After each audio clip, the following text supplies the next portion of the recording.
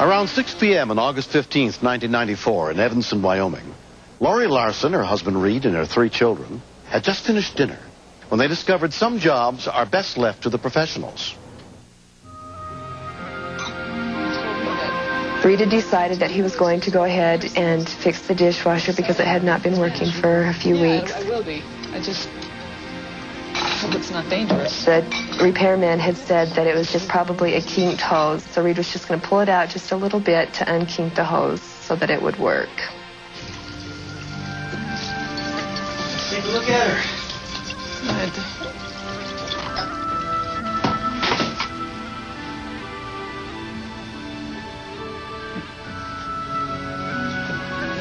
Can you see the hose? Can't see anything. That's pretty dark. He sent me to go and get a flashlight.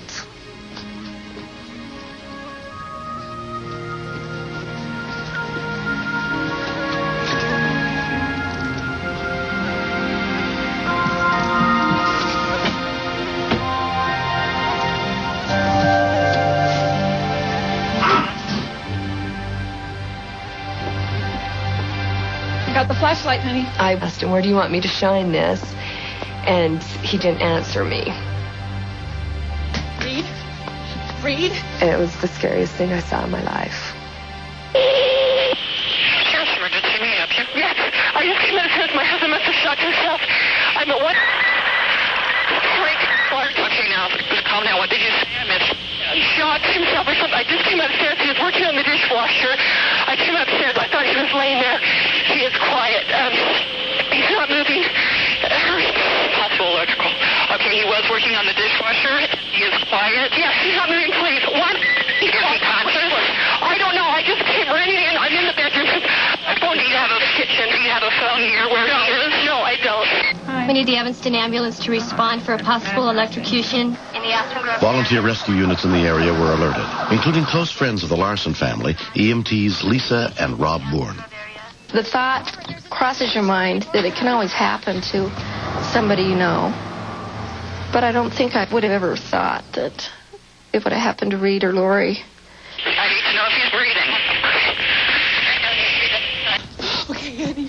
You listen to me. Don't you leave me. I knew he was not breathing because he was so blue and there was no pulse. Okay. Oh, he's not breathing.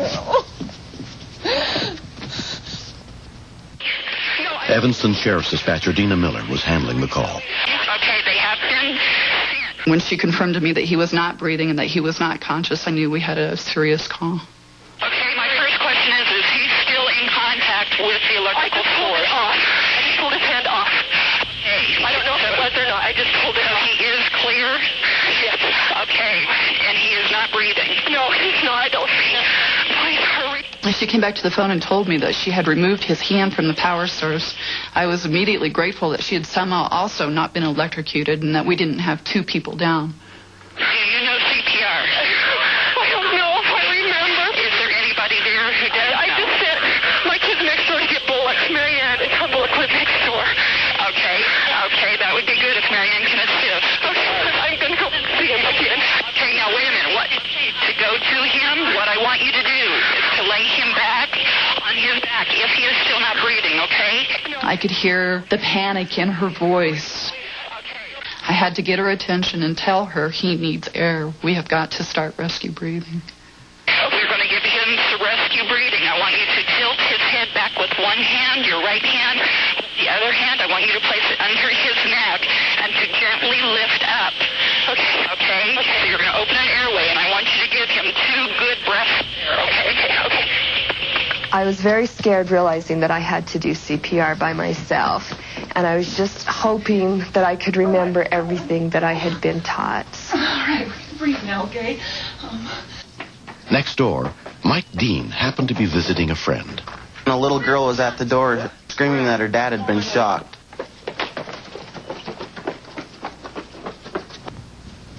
What happened? He's been shocked. He's unconscious and he's not breathing. I checked his pulse. When I looked at him, he was just hollow. No life. Just dead. Okay. Plug his nose. Okay. Breathe. I learned CPR while I was in college. The class teaches you nothing about the emotions that's going through you at the time.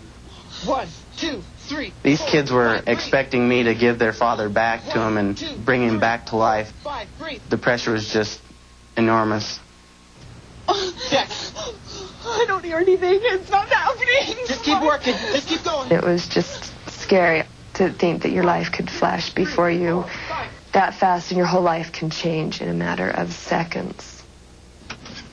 Rob and Lisa arrived within 3 minutes. 1, 2, 3, 4, 5. I was shocked. He's not breathing. It was an extreme load on my shoulders at that point, because I could see in Lori's eyes that she was counting on Lisa and I to help her husband. And I didn't know whether he was going to make it. I didn't know whether I'd be able to do what I needed to do to help my friend. He's got a good pulse. Okay. As I was giving him breaths, Lori was saying, "Please don't let him die, Lisa. Please don't let Reed die." And that was very hard, on top of doing the job you had to do to listen to your friend plead for her husband's life. A Uinta County fire ambulance arrived within 10 minutes, including volunteer EMT John Say. Anytime that you're involved with electrocution, the patient is most definitely in serious shape. No entrance or exit wounds at all? None noted. Come on, Reed, let's go. Come on. Stay with us now. The hope that we had was the fact that his heart had spontaneously started, but there's a very good chance that this man may not survive the injuries that he received.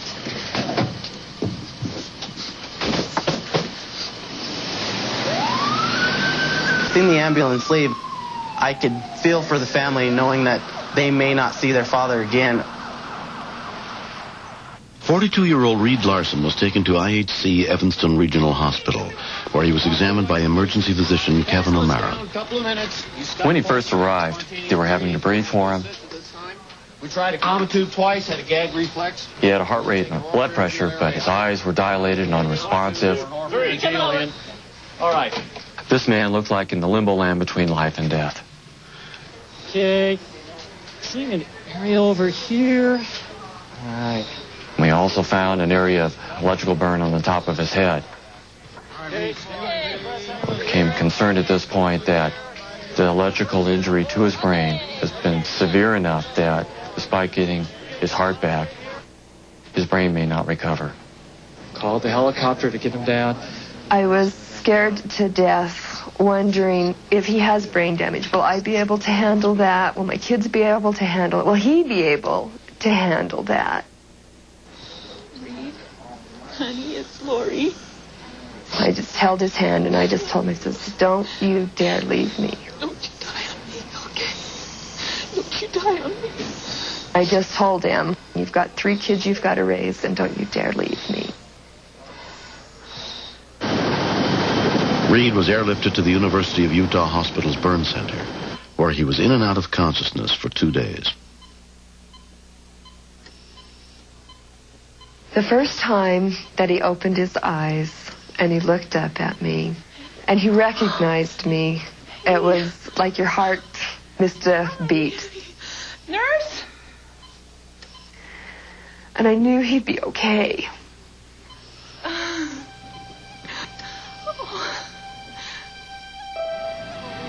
8 months have passed since the incident. Huh? You remember that? Did he got mad at you, turned around all late? Reed today is the same person that he was before. He laughs, he jokes, he teases. He is alive with no brain damage, no side effects whatsoever. You play t-ball, huh? I think he's the luckiest man in the world. Have fun? Do you want to go to Grandma and Grandma? Derek don't like the cabin, do you? You don't like that cabin. When I found out how close to death I actually came, there was a tremendous despair, because who would take care of my wife and children? Nobody could love them like I love them. There was also a tremendous sense of gratitude when I found out how many people had come to our support and our aid.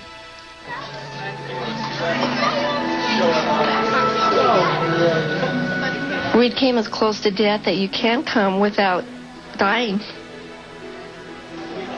And every time I see him bend over and kiss Lacey or Derek, I always think, he almost wasn't here to do that.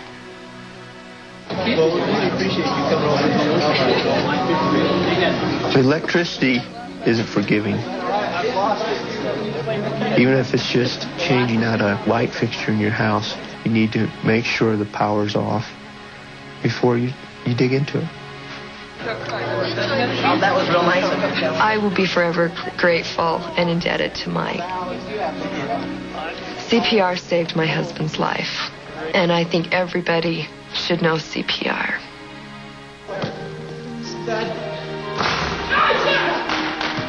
I don't feel like a hero at all. I felt that I was there and that I had to do something. Any other human being would do the same thing that I would do.